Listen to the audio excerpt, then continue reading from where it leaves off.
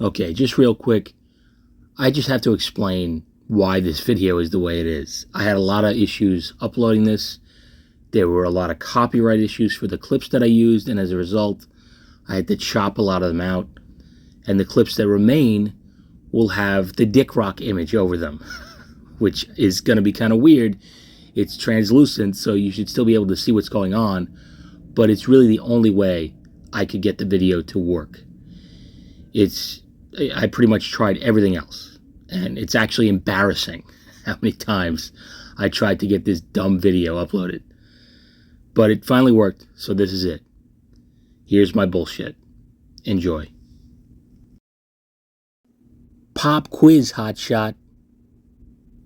Okay, I don't really have a follow-up question. I probably should have thought this intro through a little more. Speed. I'm talking about the movie Speed. We all know this one. It's the breakout action role for both Keanu Reeves and Sandra Bullock. They were rising stars at the time, but this is the movie that really made them household names. And I always thought it was a really fun 90s action movie, and it is. But after watching it again, it's more hilarious than I remember. I mean, Speed 2 is the movie that gets all the shit for being a complete joke. But this movie, there's some stuff to poke fun at in this movie. And that's obviously why I decided to talk about it for this video. It's also one of the better Die Hard ripoffs. You know, any action movie that mostly takes place in a centralized, singular location is often compared to Die Hard. Right or wrong, that's just the way it is. And Dennis Hopper is also in the movie as the villain. He's the absolute highlight, in my opinion. I mean, he's about as close to a Batman villain as you're ever going to see in a non-superhero movie. He's a complete lunatic, and it's great. Dennis Hopper was like the go-to bad guy throughout most of his career, or at least the 80s and 90s. And you can see why. He's a natural. And Keanu Reeves is great too, of course. He's really not that far removed from his days as Bill and Ted. Bill and Ted's Bogus Journey came out just 3 years prior to this movie. But he had already done things like Point Break and Francis Ford Coppola's Dracula, which is kind of amazing. He's basically Ted, playing Jonathan Harker in a Dracula movie.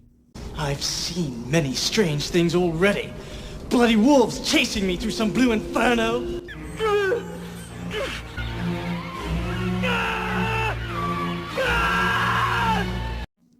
Yikes. Check that movie out if you haven't seen it. It's fucking wacky. But thankfully, he does a better job in this movie, for the most part anyway. But I think we should just dive right in at this point. Speed from 1994, directed by Jan de Bont, starring Keanu Reeves, Sandra Bullock, and Dennis Hopper. The movie opens up on the outside of a moving elevator. Intense music is playing, and the title credits look as though they were done on a highly advanced compact Presario. State-of-the-art stuff. I give the font a 1 out of 10, the visuals a 1 out of 10, and the music is a 10 out of 10. And that's not too bad. That's Hall of Fame numbers. And then Dennis Hopper's character is introduced. He's playing a guy named Howard Payne, although the movie doesn't reveal his name until much later on. And he's got a really gnarly looking hand. He's missing a thumb, and he's futzing around with the elevators in an office building. A security guard questions him, and he stabs the fucking dude in the ear, which I think is really unnecessary. It's not even a great way to kill a guy. I mean, are we sure he's even dead? Because he just looks stunned. Why would you stab me in the fucking ear? You asshole. Here I am in my little security guard suit. I'm just trying to enjoy my day, and you stab me in the ear for no reason. What the fuck? And then we see some corporate business nerds just finishing up a very successful meeting. I don't even have a basic understanding of what goes on in corporate America business meetings. I wouldn't even be able to fake it. Yeah, we have the percentages. We're in the black this month. But PowerPoint. PowerPoint. But these people are having a good time with it, I guess, so that's nice. And they all file into an elevator, and there's an explosion. The elevator plummets and comes to a stop a few floors down. The people are trapped, and they're being held hostage by Howard Payne, of course. And he says he wants $3 million or he will blow up the elevator brakes, causing it to fall. I mean, this is a nightmare, right? I mean, I think everybody has it in the back of their mind when they get into an elevator that they're going to end up getting stuck in there or that the elevator will fall. You know, it's something we take every day, but there's still like that little thing in the back of your mind that makes you scared of it. I don't know. And then it cuts to a scene of a flying Ford Crown Victoria sedan. I know police use this car, but there's something funny about seeing a blue one fly through the air.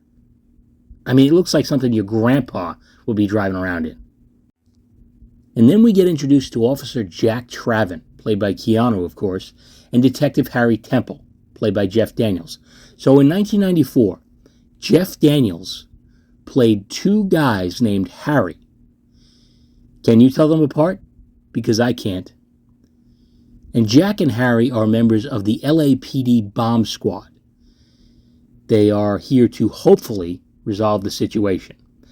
They also introduced Lieutenant McDonald, a.k.a. Mac, a.k.a. actor Joe Morton, a.k.a. Miles Dyson.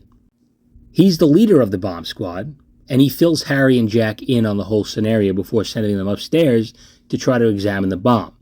They take a good look at it, and then they get the bright idea to strap a crane hook to the elevator from the roof, which is kind of insane and very convenient. I mean, why is there just a crane mounted to the roof?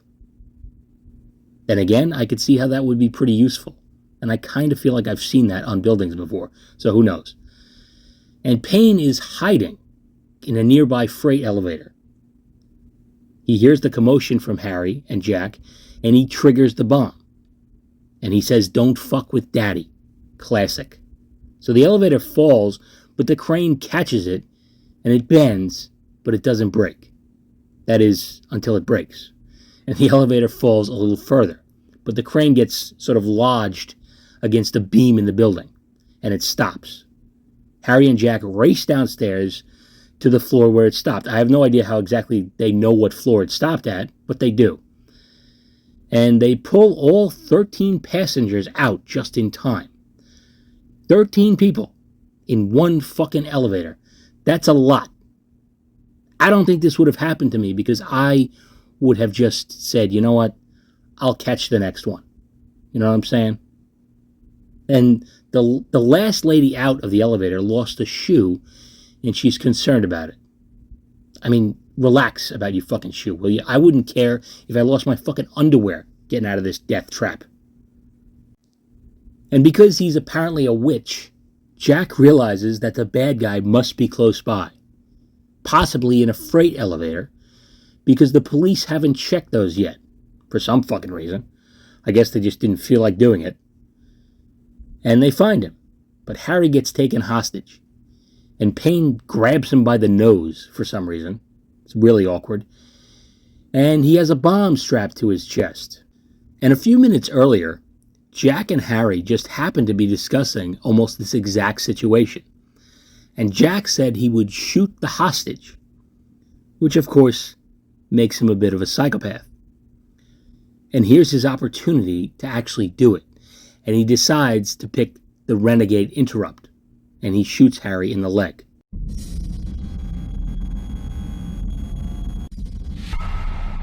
Say goodbye, Harry.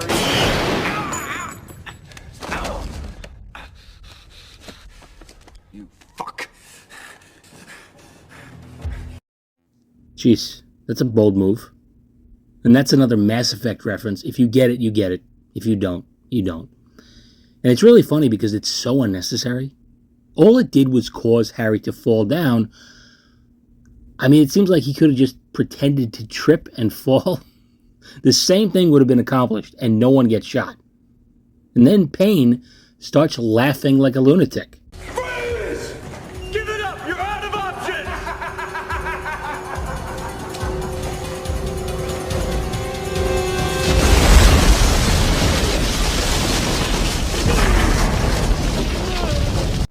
I mean, what the fuck was that? He loved it. He thought it was a joke. This dude is a hilarious maniac. And then his bomb explodes, and Harry and Jack barely survive. And somehow they all just assume Payne is dead from that explosion. I don't know why. There would still be some kind of human remains. He didn't get fucking vaporized. And it's suspicious that the bomb blew up at all. I mean, it was obviously meant as a distraction so he could escape. He wasn't going to blow himself up in that situation, and if he was going to do it, he wouldn't have left the room.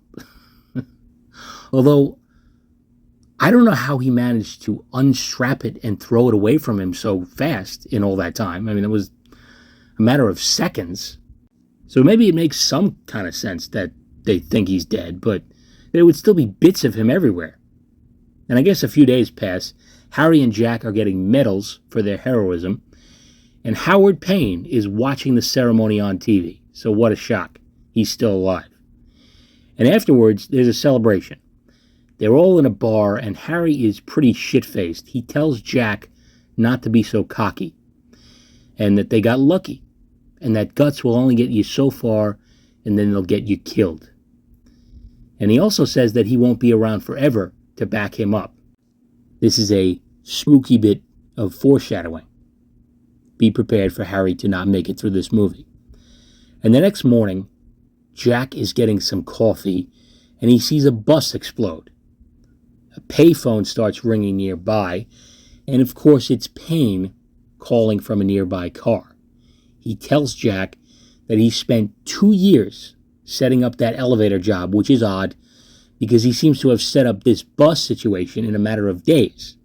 And it's way more efficient because he can monitor everything from a safe location instead of hiding in a nearby freight elevator. And Payne explains the situation to Jack. When I find you... Pop quiz, hotshot. There's a bomb on a bus. Once the bus goes 50 miles an hour, the bomb is armed. If it drops below 50, it blows up. What do you do? What do you do? Pop quizzes will be a running theme in this movie. And he goes on to say that if any passengers get off the bus, he'll blow it up. And he wants $3.7 million in exchange for the lives of the people on the bus. I don't know why $3.7 million. That seems like such a oddly specific number. I mean, round up. Make it an even $4 million. Why not? You're not going to get it anyway. So you might as well ask for whatever you want. And because this is LA, it's a little hard for me to believe that this bus is going to be able to maintain 50 miles an hour or more. I mean, if there's one city in America that is known far and wide for its endless bumper-to-bumper traffic, it's got to be LA. But this is the premise of the movie, and it's almost 2 hours long, so we can assume it's going to go above 50 miles an hour for quite a while. It's also funny that Payne seems to be watching football, which is odd, on a weekday morning in the summer. But okay. And now Annie Porter is introduced, played by Sandra Bullock. She rushes to catch a bus, and of course, it's the same bus with the bomb on it. She's dressed like she's on her way to audition for a role on Friends. She takes a seat next to Alan Ruck, a.k.a. Cameron from Ferris Bueller. He's sightseeing. He's a tourist who came to L.A. to see the sights, alone apparently. There's something kind of sad about going on vacation to Los Angeles, alone. In any case, he's annoying. Maybe that's why he's alone. And then he quickly moves to another seat to avoid talking to him. And Jack catches up to the bus. The driver and everyone on the bus think he's insane. And I can't say I blame them. The first thing he did was smash the door of the bus with his big fucking Keanu Reeves meat hook. So he has to hijack some guy's Jaguar, and he points a fucking gun at this dude. I know it's common in movies for police officers to commandeer vehicles during chase scenes. Happens all the time, right? But does he have to point a gun at the dude? I mean, what are you going to do, shoot him? Are you going to shoot a civilian while trying to save a bus load of civilians? I mean, holy shit. And the owner of the Jaguar is apparently named the Toon Man. At least that's what it says on his vanity license plate. I guess he's a musician. And that is a skill that will not come into play at any point during his appearance in this movie. They catch up to the bus and they try to warn the driver. I'm a cop! LAPD! There's a bomb on your bus! There's a bomb on your bus! There's a... What? Fuck! There's a bomb on your bus! What's the road? And the driver eventually gets the message, literally, which is good, because the bus has already gone faster than 50 miles an hour. And Jack uses the Toon Man's cell phone to call Harry and tell him that the bad guy is still alive. Again, I don't know why this is a shock to anyone, but it is.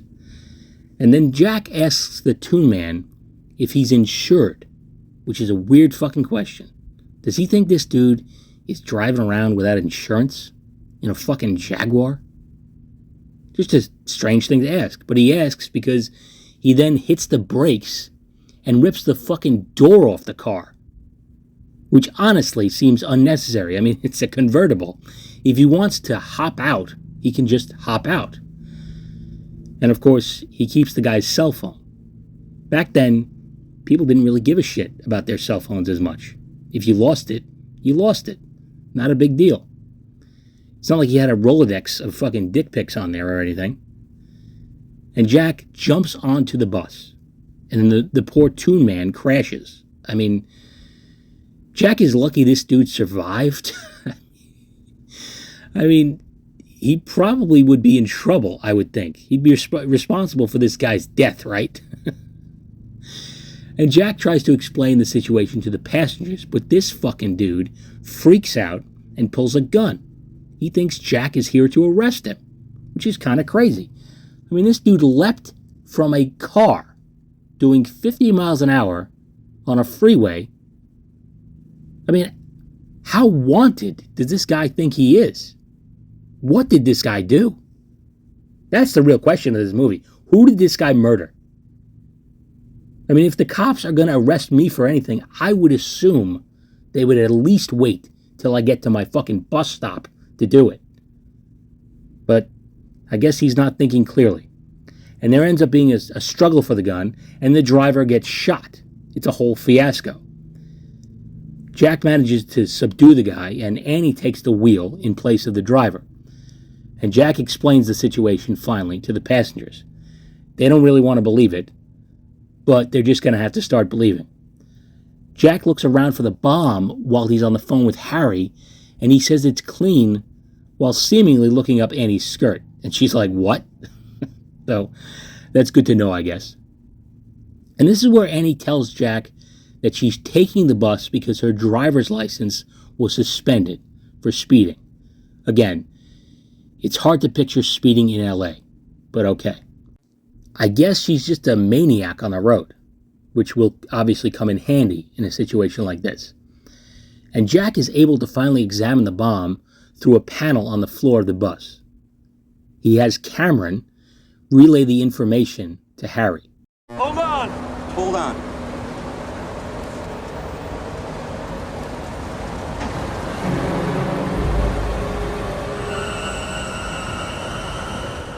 Fuck me!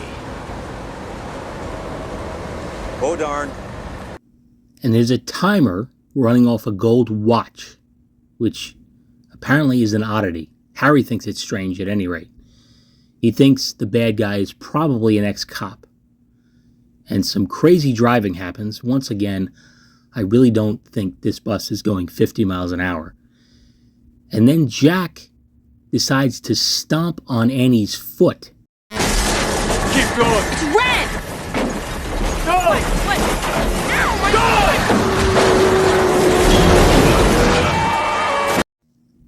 I love how he says keep going, and she says it's red. Like after all that crashing into cars and running shit over, she was thinking about stopping at a red light? It's fucking nuts. And you could hear her say, "Ow, my foot," which I think is hilarious. It's just something about somebody saying, "ow," and then the body part that they hurt that really makes me laugh. I don't know. And they end up getting off the freeway, and Lieutenant Mack has them get on this freeway that's under construction so they'll be able to drive freely with no traffic to run into. So they head that way, and they accidentally run over a baby carriage, and they're relieved when they realize that it was only full of cans. They didn't actually hit a baby. They just ruined some homeless woman's day. She was probably going to buy a meal with the money she got from those cans. Oh well. And once again, you can clearly see that the bus is going far slower than 50 miles an hour. Anyway, after a dangerous wide turn where the bus nearly flips over, it's amazing that it never dropped below 50, Annie finally introduces herself to Jack. And he says she did a great job driving. And Jack explains what's going on with this crazy bomber. It's getting very flirtatious. These two are going to have 90s sex. I don't exactly know what I mean by 90s sex. I guess it just means having sex while the Fresh Prince of Bel-Air is on. I don't know. And Jack talks to Payne over the phone. And he agrees to let the driver off the bus because he's been shot. He tells Jack to tell that wildcat behind the wheel not to slow down, which turns out to be a red flag, as we'll soon see. And they get the dude off the bus. But then this lady has a bit of a mental breakdown, and she decides that she's going to try to leave too. And I have no idea how she managed to slip past Jack. He doesn't notice her reaching out of the bus. And why are the cops inviting her to come? Are they unaware of the situation? This whole thing is a mess. And Payne sees this, of course, on the news feed, and he triggers a mini bomb that only kills the lady. Tragic. Then Lieutenant Mack finds out that there's a 50-foot gap in the road just 3 miles ahead. I mean, why did he think this road was shut down in the first place? He says the road is finished on the map, which obviously doesn't mean dick. And Jack tells Annie to floor it. He says it's an interchange and that it might be an incline, which is nonsense. Doesn't mean anything. They would need a giant ramp that would lift the bus higher than the section they're hoping to land on. And as you can see, both sections are on the exact same level. So it's obviously the bus can only drop once it goes over the edge. But a miracle happens. The bus somehow takes flight into the air and flies across this 50-foot gap and lands without totaling the bus, all while maintaining the necessary speed to keep them from being blown to smithereens. It's madness. I mean, I was once on a city bus and the tire went flat for like no reason while we were stationary. I think maybe some lunatic ran by and slashed it. Who the fuck knows? Point being, it's a miracle that all of the tires are in working order and both axles have not been shattered beyond recognition. It's wild. Also, the bomb is on the underside of the bus. I guess that impact didn't damage it in any way. I mean, this really is the type of divine intervention that would make Samuel L. Jackson quit his job as a hitman for Marcellus Wallace. What happened here was a miracle, and I want you to fucking acknowledge it. All right, it was a miracle. Can we go now?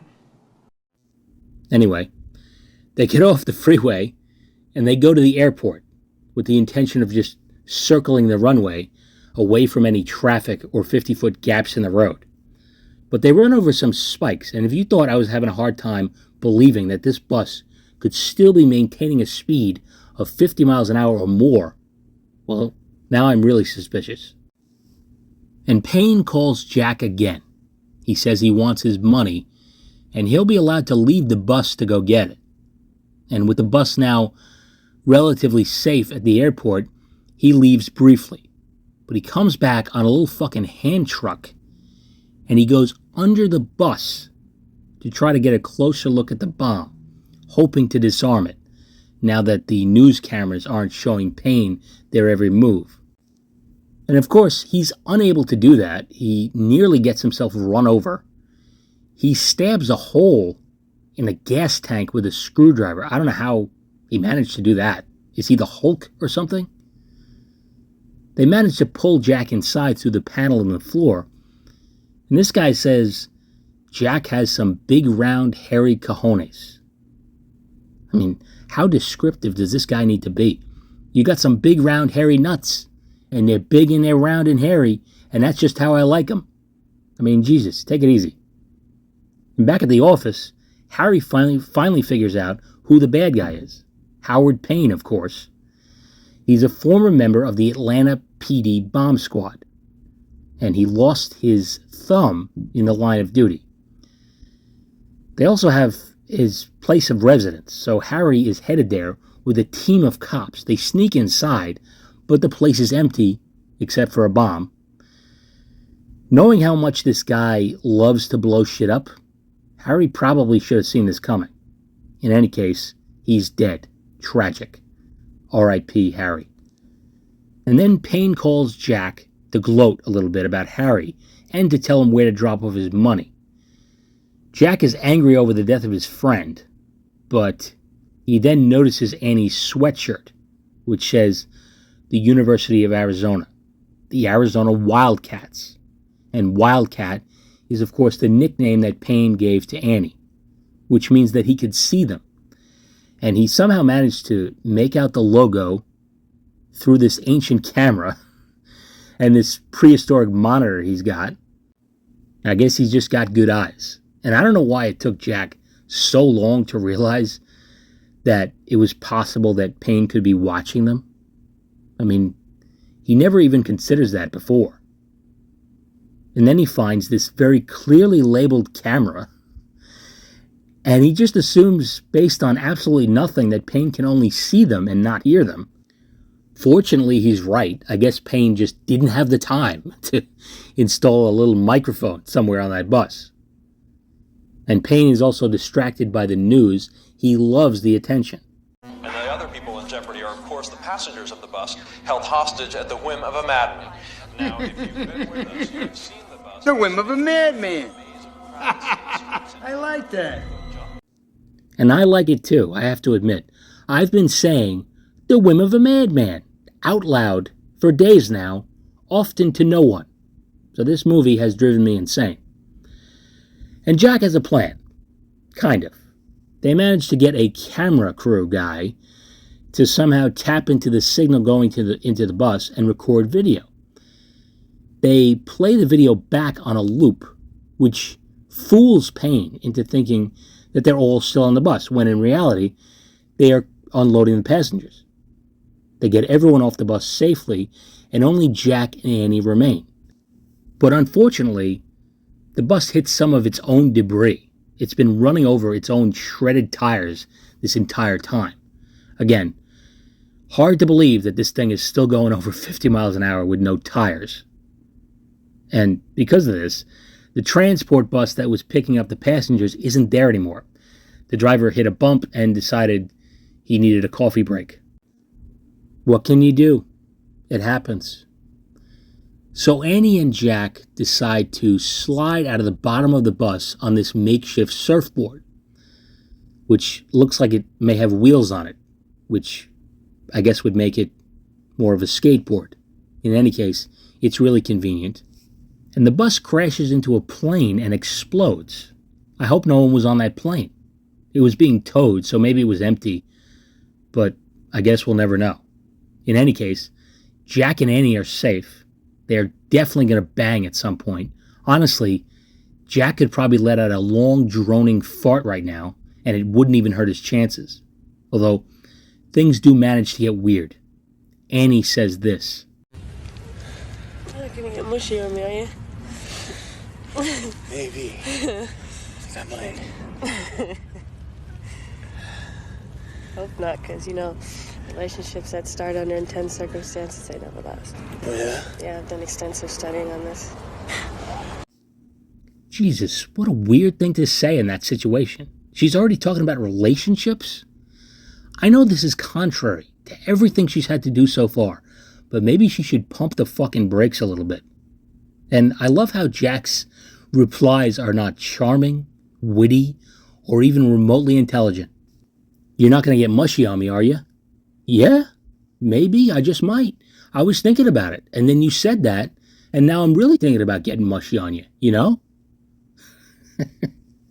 I mean, I guess he can get away with that, because he's Keanu, but the rest of us need to work a little harder than that. Anyway, Payne doesn't know the bus blew up, which is fucking insane. I mean, he knew his house blew up, but he doesn't know the bus blew up? He still wants his money. He sees it's been dropped off in a nearby trash can, but he also notices the video of the bus has been looped. If only this lady hadn't moved her fucking purse, he may never have figured it out. And he reacts to this revelation the same way I do when Arby's forgets my curly fries. It's definitely been diffused to some extent. There are still a number of No! So Payne disguises himself as a cop, and he manages to convince Annie to go with him. I have no idea why Annie, a civilian, is just kind of loitering around in the area where Payne is supposedly located. Jack should have just sent her off with the rest of the freed hostages. Get her number. I'm sure it's 555 something something something something, and call her later tonight. But no, she's got to be here to make things more dramatic. And Jack has discovered that Payne already has the money, which shouldn't be possible, because they've been watching this very public garbage can that they dropped the money off in very closely. But somehow, Payne cut a hole in the concrete underneath it and took the money without ever being seen. It's fucking insane. I don't even know what kind of tools you would need to accomplish something like this. Did he have a lightsaber? If he didn't, I mean, it must have been pretty loud when he was cutting concrete. Nobody noticed that? Anyway, Jack jumps into the hole and catches up to them. And he says, "Pop quiz, asshole." There's a lot of pop quizzes in this movie, in case you haven't noticed. And unfortunately, he sees Annie with a bomb strapped to her chest, and Payne is holding a dead man's switch trigger. If he lets go, it goes off. And then he starts really talking nuts. Do you know what a bomb is, Jack, that doesn't explode? It is a cheap gold watch, buddy. You're crazy. You're fucking crazy. Oh, no. Poor people are crazy, Jack. I'm eccentric. Get the money. So, he thinks bombs have a purpose, and he wants them to fulfill their purpose, despite the fact that he spent most of his life preventing bombs from fulfilling their purpose. He's a weird fucking dude. And then he says goodbye. Move it! In the door! In that door now! Bye, Jack. Punk. I love it. He can't just say bye. He's got to say punk. So he takes Annie into a subway train and handcuffs her to one of the poles. Jack follows. He jumps on the back of the train. And there's a bit of a continuity error, I think, because here Payne suddenly no longer has the dead man's switch. He's got the gun, and he uses two hands to handcuff Annie. So the switch is just gone. And I don't think it's something that you can just stick in your pocket for safekeeping. But in any case, Payne inspects his money and suddenly gets nutted on by Grimace. My money! So that's nice. Although Payne doesn't think so. He's super pissed off. He climbs on the roof of the train to fight Jack as it zooms through the subway tunnels. There's a big struggle, and somehow Jack wrestles the switch away from Payne without it blowing up. It's another miracle. Also, somehow the grimace jizz isn't on Payne's face anymore. So, even more miracles. And then, this happens.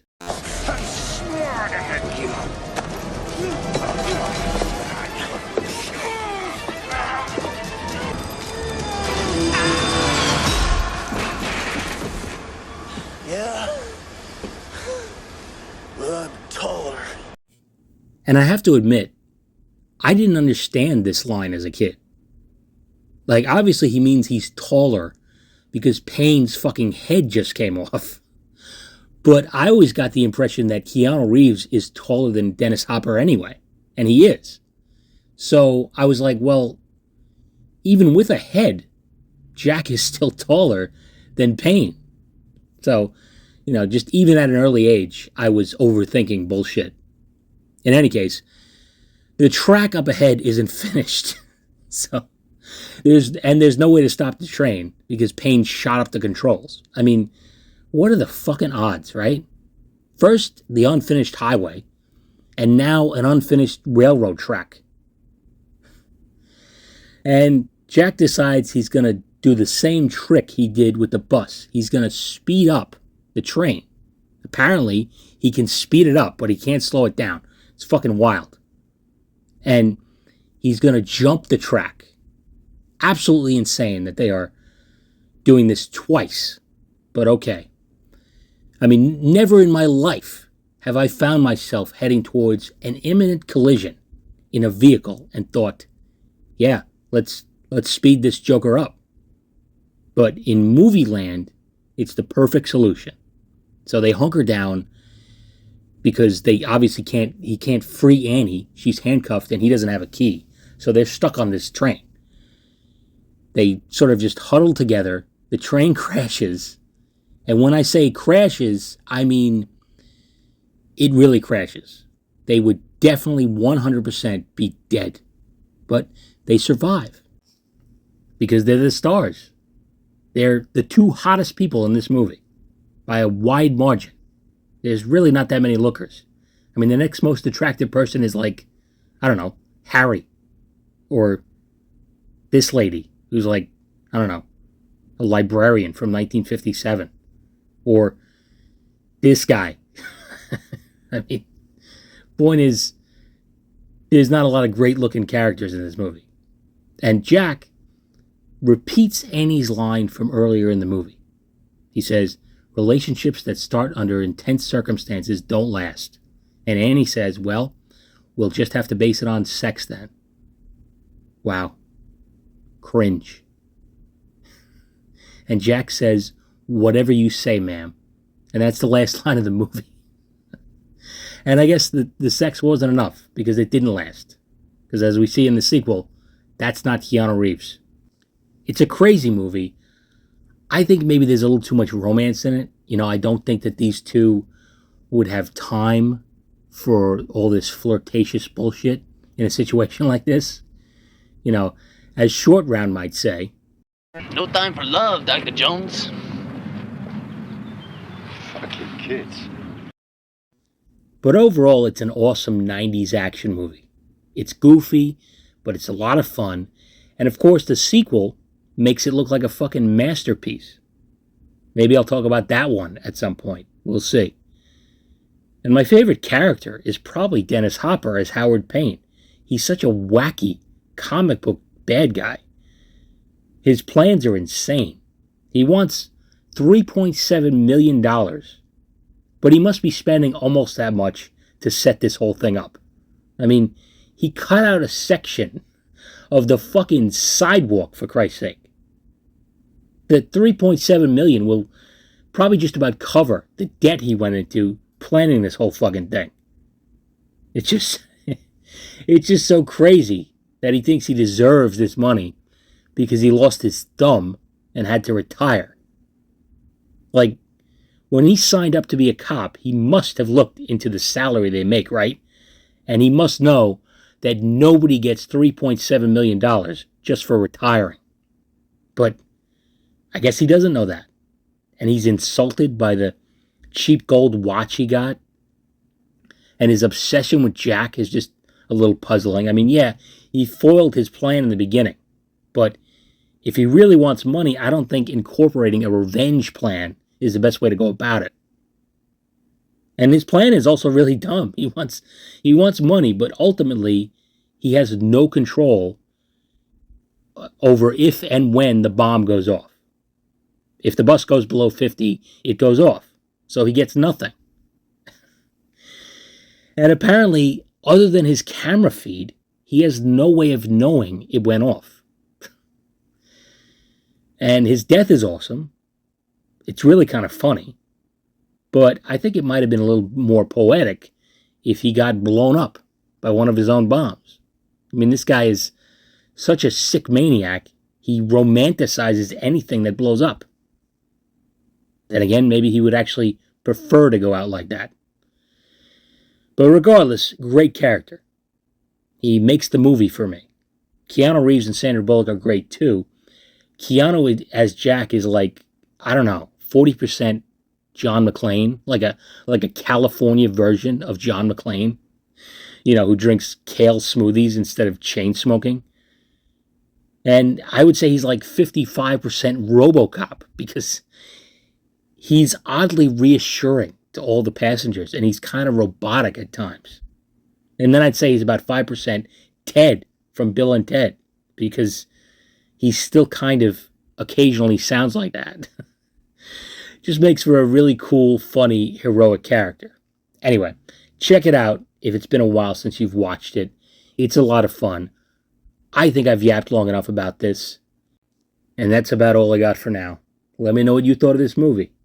And until next time, take it easy. Now, if you've been with us, you've seen the bus. The whim of a madman. I like that.